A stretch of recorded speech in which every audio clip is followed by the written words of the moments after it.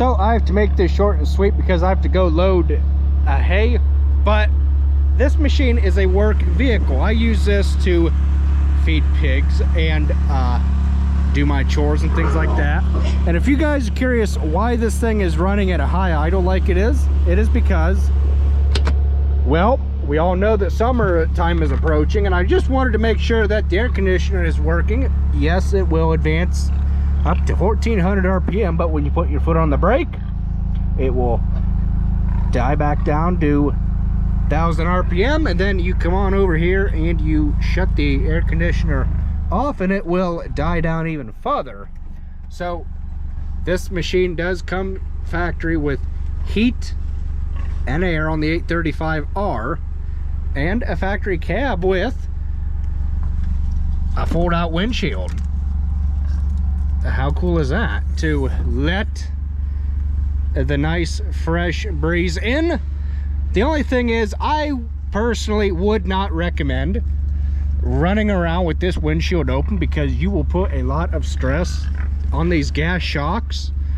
They're dual gas shocks, and you just don't want to have, you know, all that weight hanging out there and then have something happen to these gas shocks and then boom, comes down the window, breaking it. And these windows, I bet you, are not they are not cheap. They are expensive. I have a toolbox in the bed that I bought off of Amazon that has all my tools in it and everything needed on this machine. It has a grease gun, but it is not in it. There's an extra tube of grease right over there. A hitch extender, an air compressor, ear protection, and a little whisk broom to clean out the inside of the cab. And a very, very important thing that all farm equipment needs to have is an SMV sign. So this machine, if you guys are curious, this machine runs for about $35,000. I think that's what it was, 35 or 36,000. With all the options of my old 835M. There is a playlist I have created. It is called John Deere 835M. You'll want to go check it out. You will definitely want to go check it out on the old Gator. These things are not cheap. They are rather expensive, and that is why I said 36,000 for this 835R, which has been a huge upgrade from the other one. Not knocking the other Gator, but this one just, it is what it is. So I gotta go load my hay. I'll be back momentarily. So there he goes out the drive with that there hay. What I like about the brand new 2023 Gators is when you're going down a hill and you have the thing in low range and four-wheel drive, it does not matter if you have a trailer or anything behind you. I've done it on the hill down there by the bottom barn. For those of you that are unsubscribed, I will take you down there and I will show you just what in tarnations I am talking about. We will put it in the high range until we get down there, then I will show you just what I mean. This thing has the on-demand electric four-wheel drive, and I will show you that right now.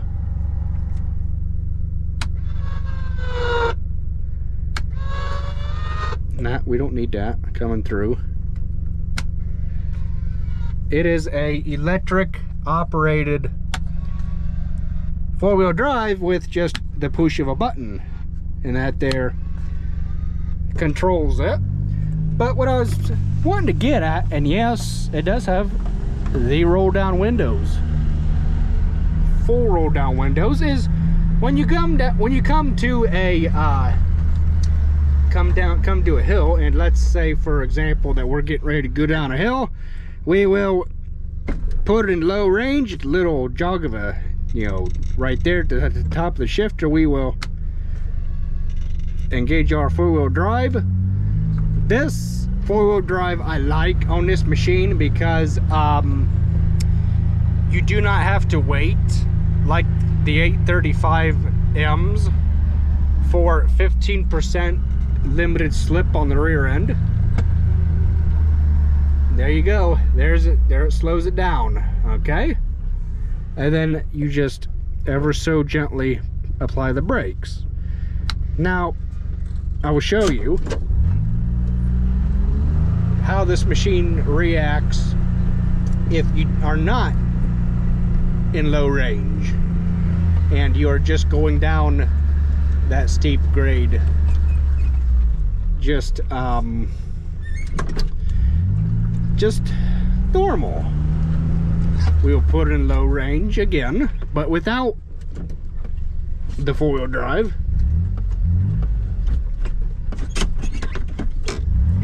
Sometimes it can be a little finicky to put it in the low range if you don't use it all the time. And you can kind of see it wanted to hold the thing back a little bit further, but the four-wheel drive is what really slows you down. I don't know why that is, but it is a great feature that I really like about the 835R 23-year model John Deere Gator. We're going to demonstrate that again because that was kind of cool.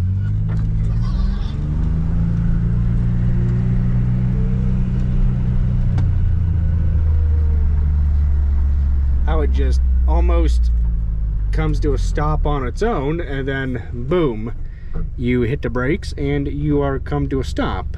Then you can take it out of four-wheel drive. I have found it is best if you let the wheels straight when you take it in and out of four-wheel drive, or else it'll make a big clunky clunk, and that is not good on the drive shaft, the drive line, things like that. You guys are probably thinking yourselves, why did you choose John Deere? Why didn't you choose a Kubota or a New Holland? They used to be called Rustlers. I actually believe New Holland quit making them. Why did you choose John Deere? I chose John Deere because of parts availability. Okay, what I mean by parts availability is not that there are parts on hand, because everybody is in a parts shortage right now and everything is all scrambly yambly right now. So I chose John Deere because of their trusted service. I can get whatever I need, and yes, I might have to wait for it, but you know, I can trust them. I can trust that it'll be fixed and fixed right, and good service whatsoever. So that is why I chose John Deere, and I will choose John Deere for many years, because there are a lot of dealers in Northeast Ohio, a lot of stores that sell John Deere, and when I mean stores, I mean dealerships like Ag Pro, Hartville Hardware, places like that. Yes, it is unfortunate that Ag Pro is gobbling up the smaller family-owned John Deere businesses, but it is what it is, and that is what's going to have to happen, and what has happened. So did I do good for a, well, let's just say less than 430 hour machine? Absolutely, with 1,707 miles on it. I think I've done pretty daggone good. I know I've done good. So yeah. So I know you guys are probably thinking, what did you do for tires? What's a good tire to throw on a Gator? And I'm gonna be completely honest and say, if you want a good tire that is good on pavement, you know, hard surfaces, like on the road, there's a road going back through there that I've shown in previous videos. That's all asphalt. You'll want to go with these Predator tires. You want to go with a good tire like Predator because they are long lasting. I had the Maxxis Bighorns on the other Gator, and that was a huge mistake because within the first, I think it was 100 miles or a couple hundred miles, they were already smoked, with it being almost March already. February 27th.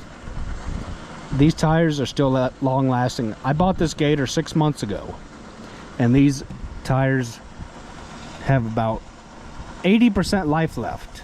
The little tits are still on the rubber, as you can see. So these are a very, very good tire if you're going to be on hard surfaces for a long time.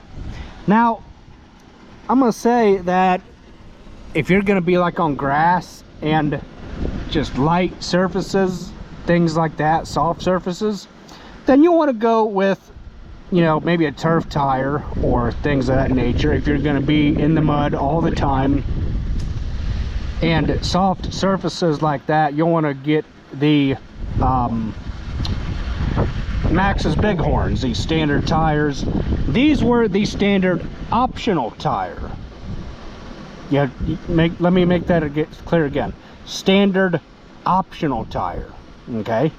Meaning these were standard tire, but you had an option between this or the Maxxis Bighorns, and my John Deere dealer was kind enough and gracious enough to put the Predator tires on this machine for me because of all of the hard surface operating I do with this machine. And I hope that this machine will last me many years, as the other one has. The other one left with 2,600 engine hours and 15,000 miles. I'm hoping for 30,000 miles out of this Gator. We shall see. We shall see.